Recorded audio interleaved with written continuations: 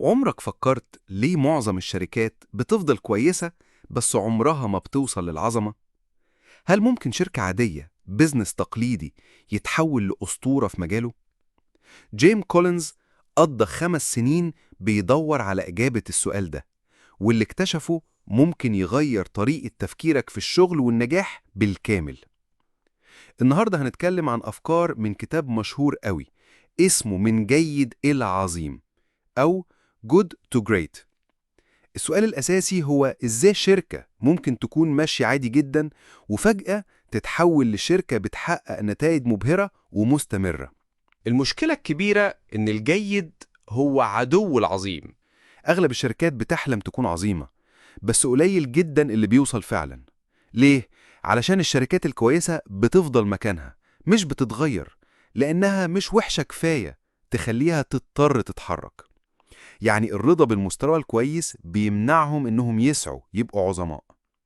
الكتاب ده نتاج مجهود كبير، يعني الدراسة قعدت 5 سنين قارنوا فيها بين شركات نجحت تعمل النقلة دي وشركات تانية زيها في نفس المجال بس معرفتش تعملها، عشان يشوفوا إيه الفرق. بيدوروا على العوامل المشتركة ورا النجاح اللي مش بس كبير، لا ده مستدام. طيب، إيه بقى أهم الحاجات اللي اكتشفوها؟ اكتشفوا حاجة غريبة شوية، ويمكن دي كانت من أكتر النتائج اللي محدش توقعها، ألا وهي القيادة. القيادة اللي ورا النجاح ده نوع كده سموه قيادة المستوى الخامس. الغريب فيهم إنهم بيجمعوا بين حاجتين تحس إنهم عكس بعض خالص: التواضع الشخصي والإصرار المهني الفولاذي. هي دي المعادلة.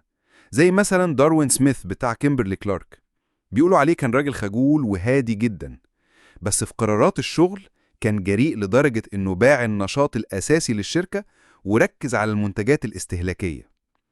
وعمل ده كله وهو بيحارب مرض صعب زي السرطان، وقاد الشركة لنتائج خرافية. طيب، عرفنا القائد شكله إيه، يا ترى اكتشفوا إيه تاني؟ في مبدأ كده بتاع الأولويات، وده ممكن يبان عكس اللي الناس متعودة عليه. مين الأول وبعدين إيه؟ الشركات الجيدة غالباً ما بتبدأ بتحديد نعمل إيه، يعني الرؤية والاستراتيجية، وبعد كده بتوظف الأشخاص لتنفيذ خططها. أما الشركات العظيمة فبتبدأ بمين، يعني تجيب الناس الصح معاك في المركب أولاً، وتتأكد إن الناس الغلط مش موجودين أصلاً. لما يبقى معاك الفريق المظبوط ساعتها بس تقعدوا مع بعض وتشوفوا هتروحوا فين. يعني الناس أهم من الرؤية في البداية. الموضوع هنا مش بس شهادات وخبرة فنية، لا ده بيركز أكتر على الشخصية نفسها، أخلاقيات الشغل، الانضباط الذاتي، الالتزام. يعني بتدور على نوعية معينة من الناس. الناس الصح دول بيبقى عندهم حافز من جواهم، مش محتاجين حد يفضل يراقبهم. الفلوس والمرتبات مهمة طبعا عشان تجيب الناس دي وتحافظ عليها أكيد، بس مش هي اللي بتحركهم بشكل أساسي. زي ديفيد ماكسويل في فاني مي، في وقت أزمة كانت الشركة بتغرق، أول حاجة عملها إنه غير فريق الإدارة كله تقريبا، جاب ناس بالمواصفات دي قبل حتى ما يحط خطة إنقاذ واضحة. تمام؟ وبكده يبقى معانا القائد الصح والفريق الصح. نيجي بقى لنقطة مهمة، وهي مواجهة الحقائق القاسية. الشركات الجيدة غالبا ما بتتجنب أو تتجاهل الحقائق المرة. الشركات العظيمة على عكس ذلك بتتبنى مبدأ الحفاظ على إيمان مطلق بإنك هتنتصر في النهاية، وفي نفس الوقت امتلاك الانضباط لمواجهة الحقائق القاسية لواقعك الحالي مهما كانت. مواجهة الحقائق بشكل صادق ودؤوب هي أساس اتخاذ القرارات الصحيحة.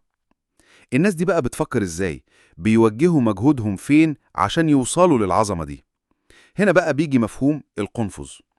الاسم غريب شوية، هو اسمه كده، مفهوم القنفذ.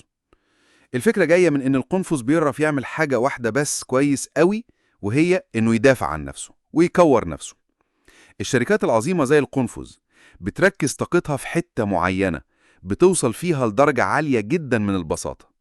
البساطة دي بتيجي لما الثلاث دوائر يتقطعوا مع بعض. أول دايرة، إيه الحاجة اللي الشركة دي ممكن تكون فيها الأفضل في العالم؟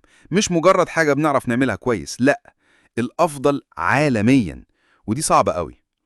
تاني دايرة، إيه اللي بيحرك المحرك الاقتصادي بتاعنا؟ يعني إيه المؤشر الأساسي اللي لو ركزنا عليه وحسناه هيضمن لنا تفوق مالي مستمر؟ زي ما شركات الصيدليات اكتشفت إن أهم حاجة عندها هي الربح لكل زيارة عميل، فركزوا كل حاجة عشان يعلوا الرقم ده. الدايرة التالتة، إيه الحاجة اللي إحنا كمنظمة عندنا شغف حقيقي تجاهها، مش مجرد شغلانة بنعملها وخلاص.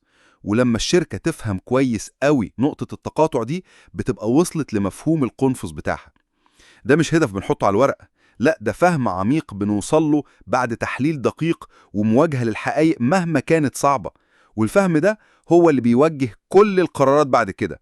وده ممكن ياخد شهور ويمكن سنين من النقاش والحوار والتحليل لحد ما يوصلوا للوضوح ده، مش بيجي في يوم وليلة. فكرة تانية اتكلموا عنها اللي هي بناء الزخم أو الفلاي ويل، الحدافة. التحول الكبير من شركة عادية لعظيمة مش بيحصل فجأة، مش ثورة أو قرار واحد يقلب الدنيا. هو أشبه بإنك بتحاول تزق عجلة طيارة ضخمة جدا، ودي في الأول بتكون صعبة قوي. كل قرار صح، كل خطوة محسوبة، كل نجاح صغير بيدي زقة بسيطة للعجلة دي، زقة ورا زقة، ومع الوقت ومع الإصرار والانضباط الزقق دي بتتراكم، فالعجلة تبدأ تلف أسرع وأسرع لحد ما توصل لمرحلة إنها بتلف بقوة ذاتية رهيبة.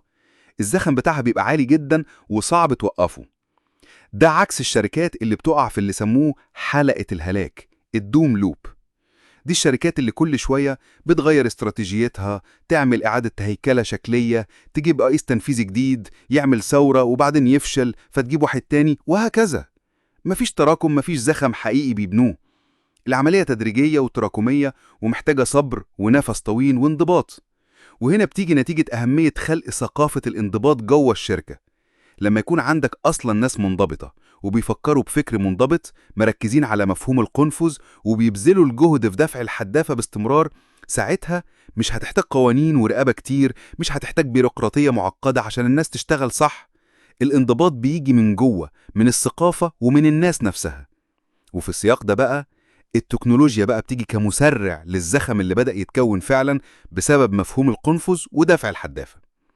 التكنولوجيا لوحدها مش بتنقذ شركة ما عندهاش رؤية واضحة أو مفهوم قنفذ خاص بيها، لكن لو الرؤية واضحة والحدافة بدأت تدور، التكنولوجيا ممكن تخليها تدور بأسرع بكتير.